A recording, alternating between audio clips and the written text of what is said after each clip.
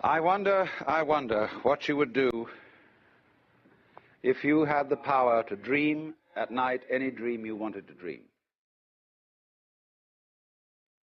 And you would, of course, be able to alter your time sense and slip, say, 75 years of subjective time into 8 hours of sleep. You would, I suppose, start out by fulfilling all your wishes. You could design for yourself what would be the most ecstatic life. Love affairs, banquets, dancing girls, wonderful journeys, gardens, music beyond belief. And then after a couple of months of this sort of thing, at 75 years a night, you would be getting a little taste for something different. And you would move over to an adventurous dimension, where there were certain dangers involved and the thrill of dealing with dangers. And you could rescue princesses from dragons and go on dangerous journeys,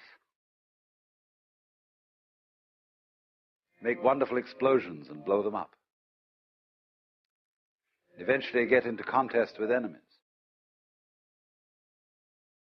And after you've done that for some time, you'd think up a new wrinkle to forget that you were dreaming,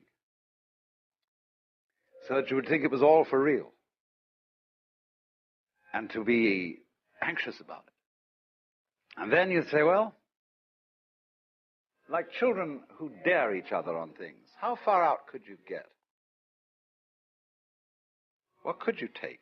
What dimension of being lost, of abandonment of your power, what dimension of that could you stand?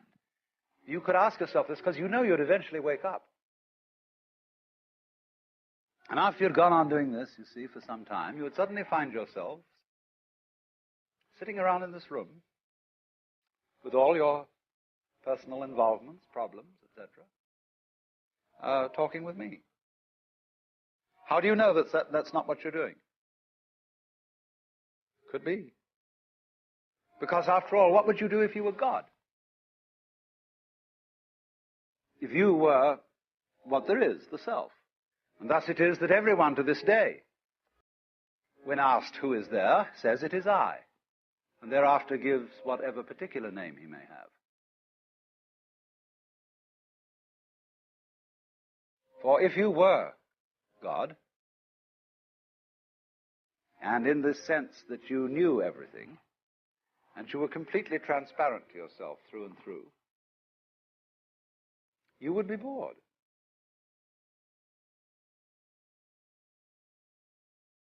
Because if, looking at it from another way, we push technology to its furthest possible development, and we had, instead of a dial telephone on one's desk, a more complex system of buttons,